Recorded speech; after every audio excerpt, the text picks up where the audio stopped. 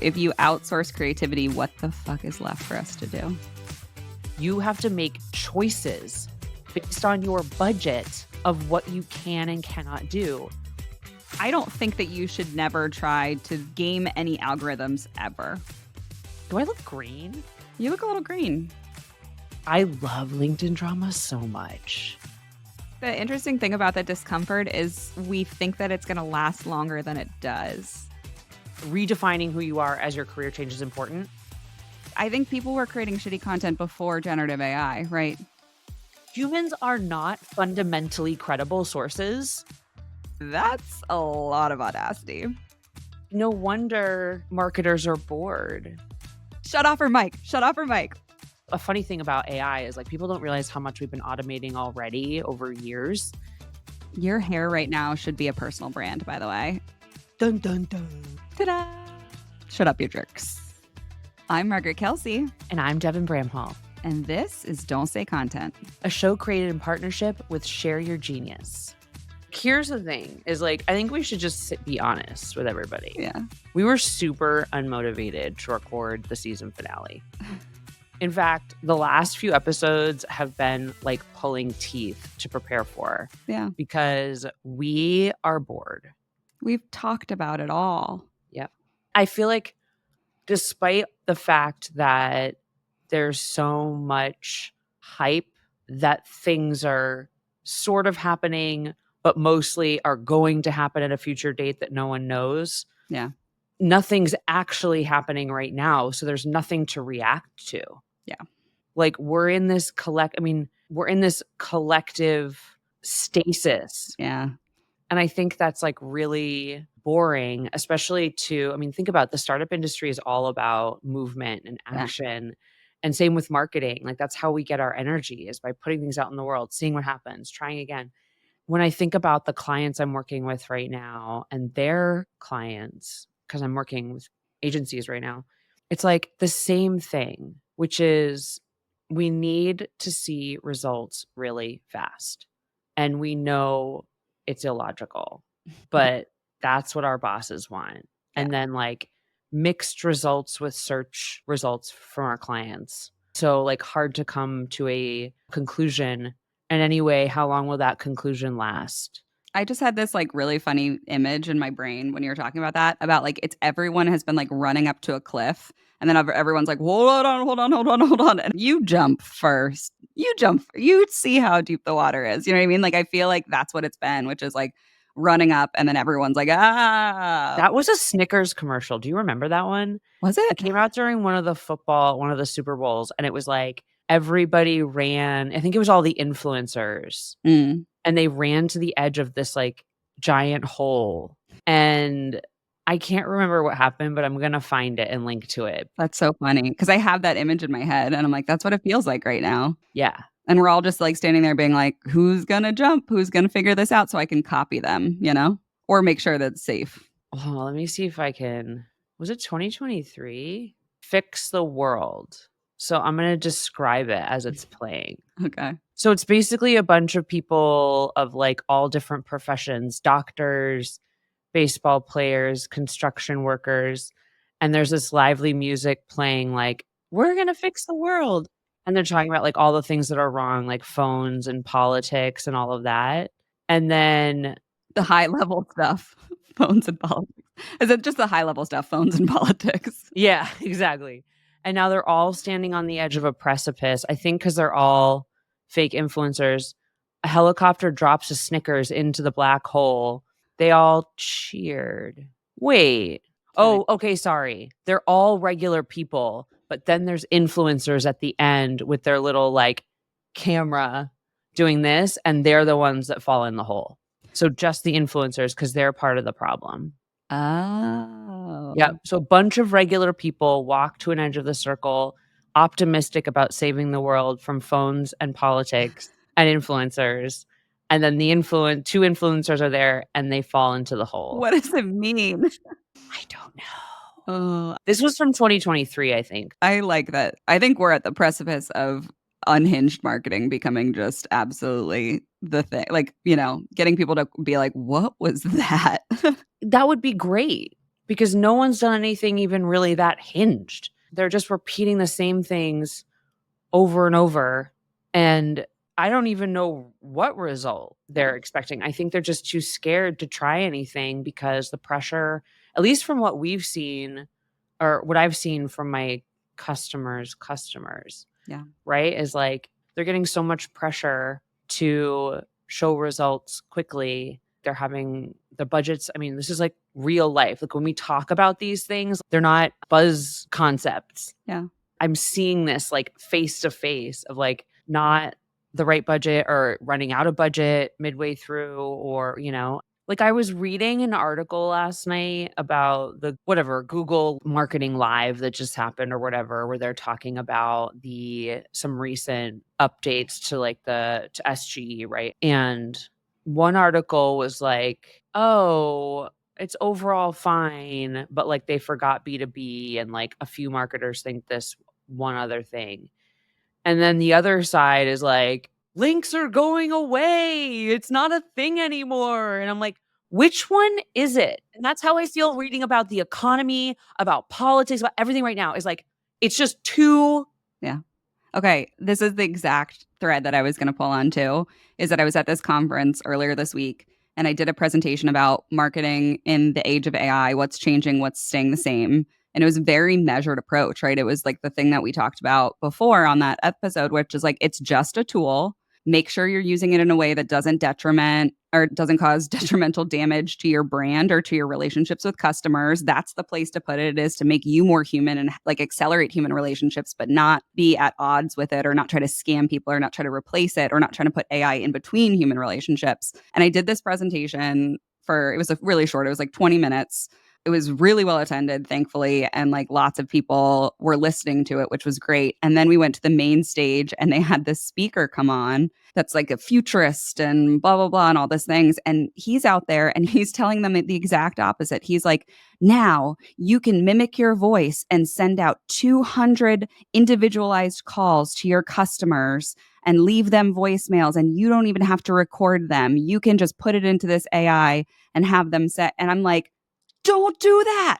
Don't. And so there is, I think, especially with the rise of personal brand and especially with lots more voices out there trying to tell people what to do or trying to like give somebody a solid answer. I do think that that's like that, to steal Aaron White's words again, the great cacophony. It's like, what do we even freaking listen to right now? What is it? Is it good? Is it bad? Is it the end of days? Is it the beginning of a new future? And I think nobody really can suss that out. And all we do is just like consume and listen and whatever, and then get more confused than ever before. And that might be the reason that everyone's kind of like paused right now to be like, I don't freaking know what to do. Well, there isn't an answer right now. That's the point.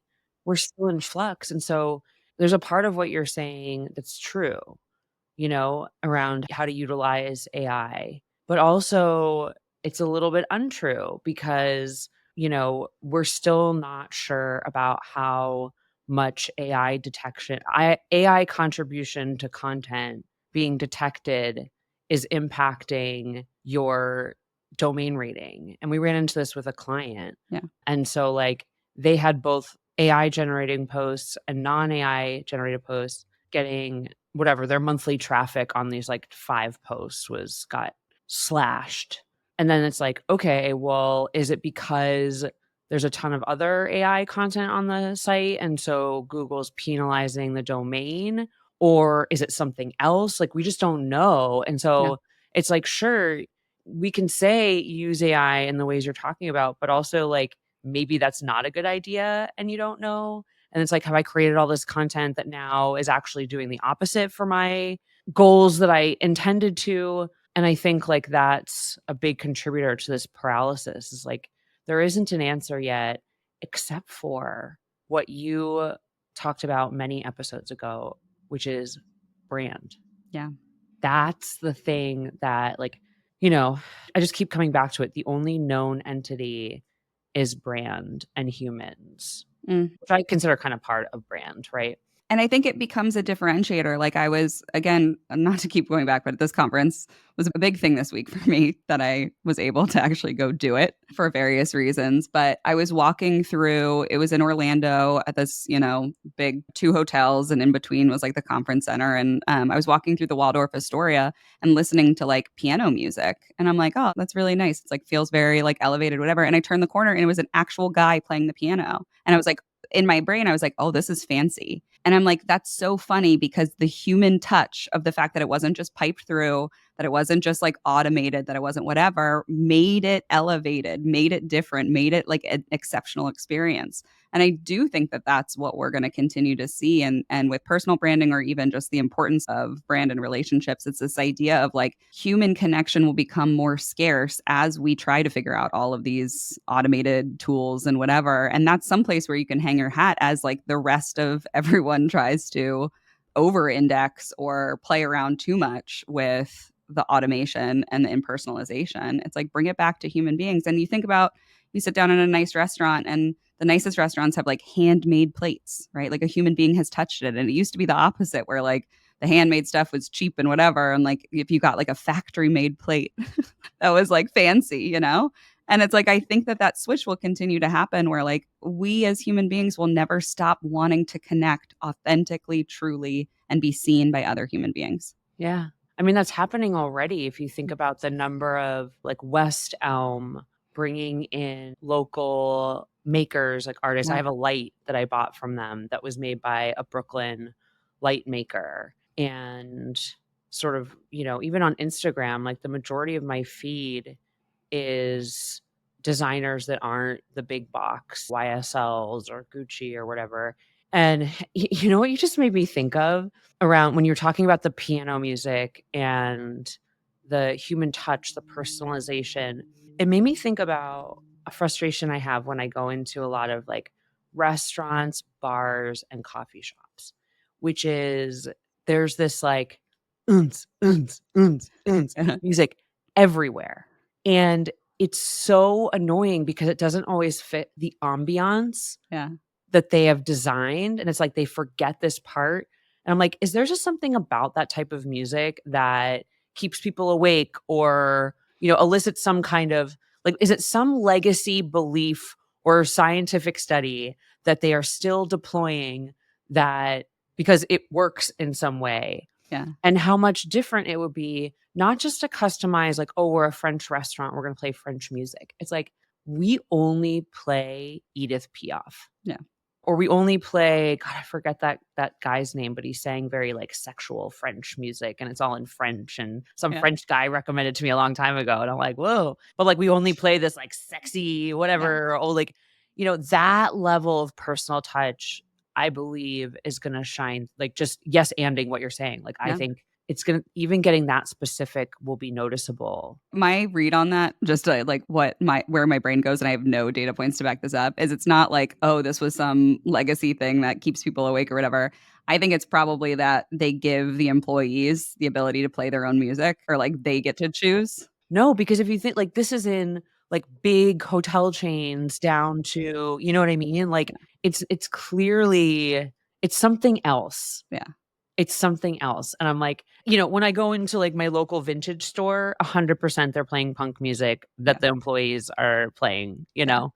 Well, and that's the internal culture, external brand thing. If like you're hiring people that are like cool and into like vintage stuff and like understand the customer base, then you can let them play whatever they want because it's going to be on brand. Or just like see it through, right? It could be that I feel like the old brand standards used to be total homogenization, or not homogenization, but it's consistency in all areas, even down to minute things like tone, right? But we've talked about before how that those constraints don't always produce what they intend, Yeah. the brand intends. And so what if it was, you know, you've got this ambiance, and the ambiance, part of that is enhanced by a certain type of music. Maybe it's a period or a genre or whatever.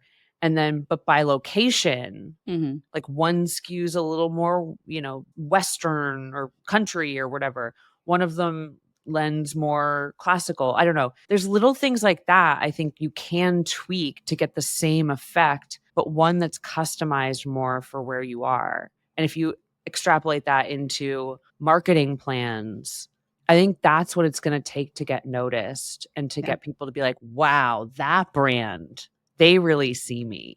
Yeah.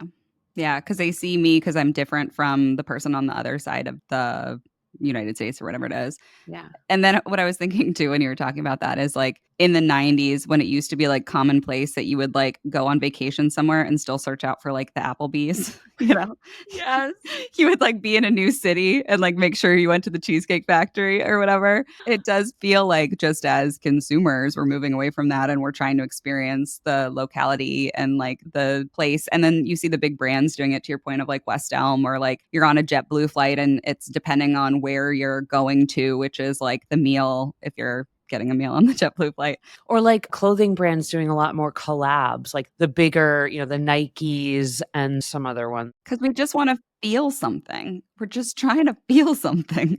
Yeah, it's true. It's amazing how the mass production of anything, content, whatever, it kind of makes you feel nothing. Yes. Yes. Okay, that's such a great point. That is my biggest rub with all of this, with all of the mass produced content, with all of the hacks that you can, make it easy for yourself, is that there's nothing to feel when it's mass produced. Like, remember when you would go to a how-to article and part of what you loved about it was the personality of the brand who wrote it? Like, Yeah. Help Scout, that was 100% us. Like, there were Emily and Matt, I didn't ask them to write the same way. They were different. Yeah. And so their posts read differently. And you knew, Matt's always started with a story. What I remember one where he talks about going to his mechanic and somehow it goes into this thing about customer service. It's like a funny, good story. And we don't have that anymore. It's Yeah. gotten down to the brass tacks of I need answer. Answer is, Yeah. and that's what the generative experience provides. It's not personality. It's useful. I'm not going to lie. It's very useful, but I feel nothing. That should just be clipped. I just want a clip of Devin saying, and I feel nothing. I feel not a thing. It's like no wonder marketers are bored. There's no availability in times of transition and I don't even want to say volatility, but like foundational change. Like there's way fewer foundationally changing than people are making hype about. Yeah. But there are some is like the unfortunate thing is that the uncertainty makes people clench on tighter and hold to what works. And what we really need now is a ton of experimentation. Audacity. Yeah. We talked about that. And I just keep going back to if you outsource creativity, what the fuck is left for us to do? Yeah. Or like outsource it to humans. Yeah.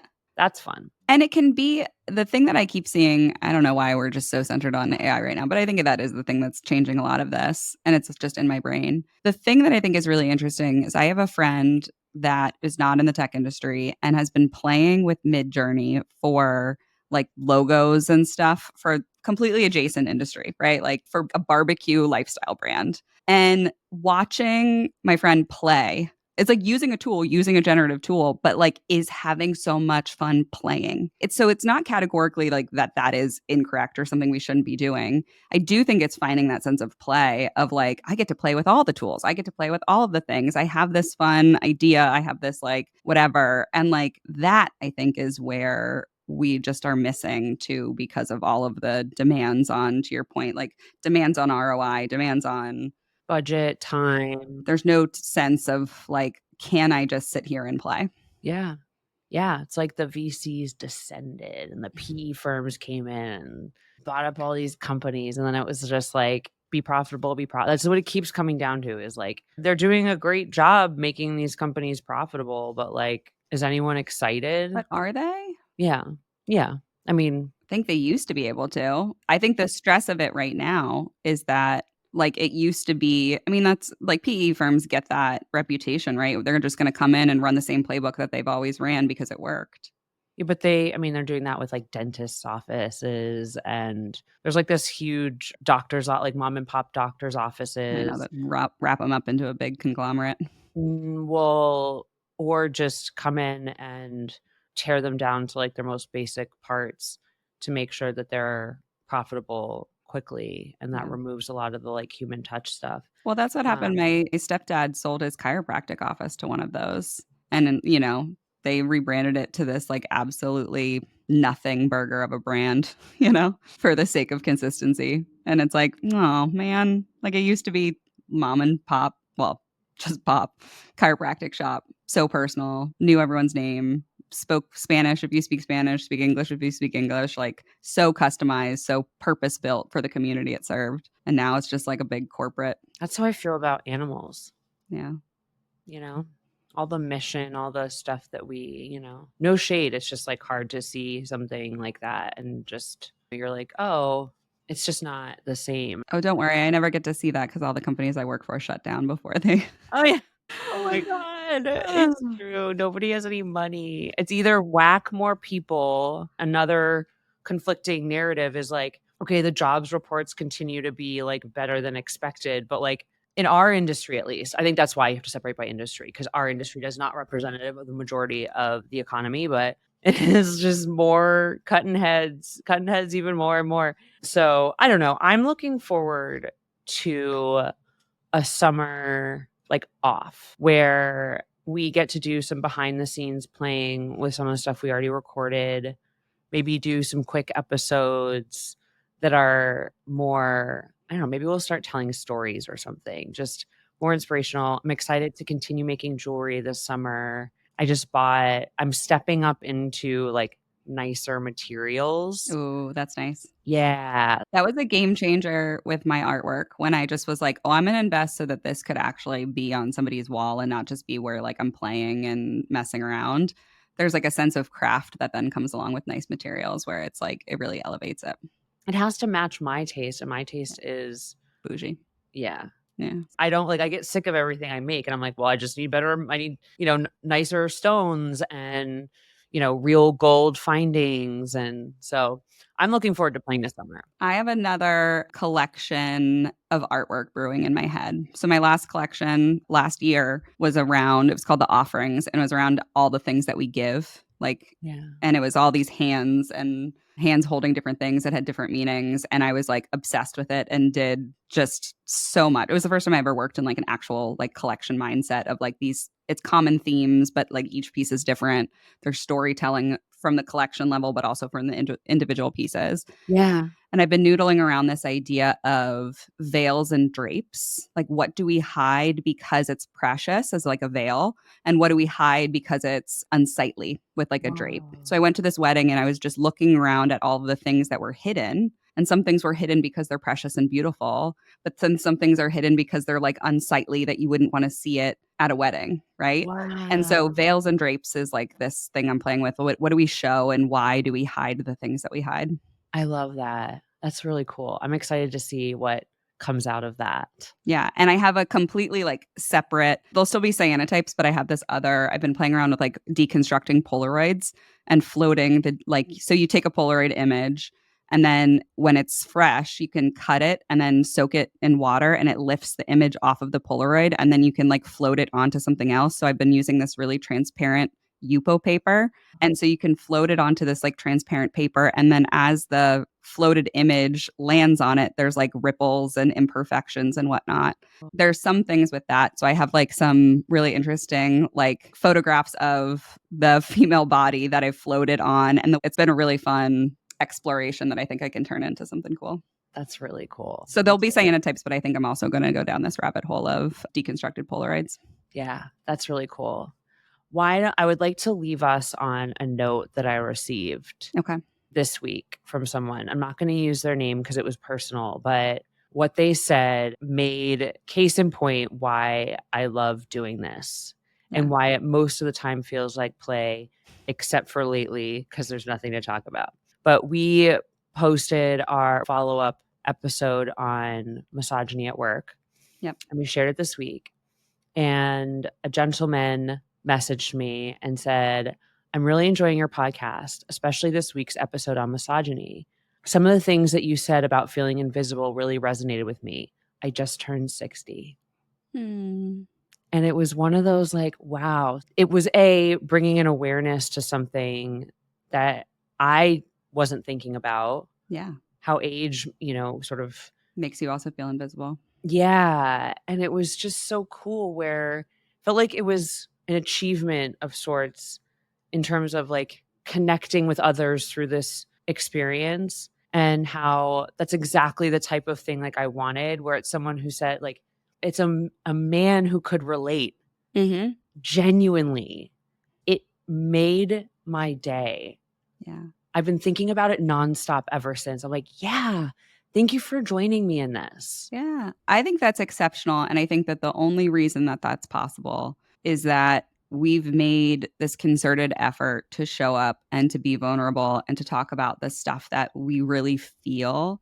And I actually had Nirael tell me this when he was talking about his book Hooked and like why he thinks it did so well. He was like, I wrote it for a really specific audience to really resonate, but there was enough in it that was widely applicable because it was so true, right? Yeah. That then it spread beyond just like the core target audience. But he was like, if I tried to write it for everyone that had ever read it, I would have diluted it to the point where it wouldn't have been interesting to anyone. And I think that's the thing is like you and I having these conversations where we have specific point of views, we're being open enough about how we feel about these things, the feelings that we feel are widely applicable, right? Yeah. And it may not be that, our exact experience is anyone else's experience, but the only way that somebody can feel understood is if you get down to like the deep bit and share how you actually feel. Yeah.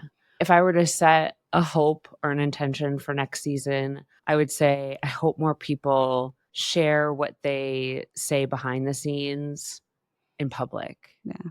I think it'd be so much more powerful if other people saw the conversation going on that we see, and how nuanced it is and interesting and heartbreaking and like heart filling at the same time. It's like Yeah. the number of people who are like, who want me to say it, Yeah. you know? You be the brave one. You say how I'm feeling. Yeah, and I understand that, like, completely, Yeah. but I just wish more people could see what other folks are saying, because it's productive, it's curious, it's supportive, Yeah. so Well, similar to that same vein, but the thing that I would love to see, and even in the break, or if somebody, when folks listen to this episode, is like reach out to Devin and I. If you have been listening for a while, or you just start listening, or this is their first episode, like those messages that we get are the reason that we continue to do this, right? Like yeah, I had the same one where, like, an hour after the misogyny episode dropped, I had somebody that texted me and said, wow, like I feel seen. Like this is an important episode. Like, thank you for doing that. And I think the more that I know it's hard. Sometimes I listen to podcast episodes. I'm like, that's incredible. And I never tell the person that I listened to it or liked it. But the reason also that I think you and I are doing this is to build the community around us of people that we know feel the same way. And so I think that would be my wish too, is more people, like if you have that like initial, oh, that was a good episode, or I really like this part, like reach out to us and let us know. Because when we get those messages, those are the things that inspire us to continue going and to continue to play. yeah, because it does. I think we don't really say this part out loud for no particular reason that I've never thought about it, but it can be a lot. Yeah. It can be a lot. It's very exposing. Like, I get those anxious feelings on the weeks that we send those out. Oh, well, that was the funniest is the misogyny one went out on the week that I was, like, so overwhelmed for lots of other reasons, and I was walking actually, my sister was in town on Monday, and I was joking with her, but listing out all the things that I was anxious about, and there were many, many things, and then all of a sudden I turned a corner, I'm like, "Oh, shit, and that misogyny episode is also going out tomorrow." I'm like, "I'm not even gonna worry about that one." Everything else was so stressful, and I'm like, "Not even gonna worry about the fact that we're launching that one tomorrow." Actually, you know what's really interesting that you just made me think about is as I think about both times we released those episodes, it was very quiet that week. Yeah.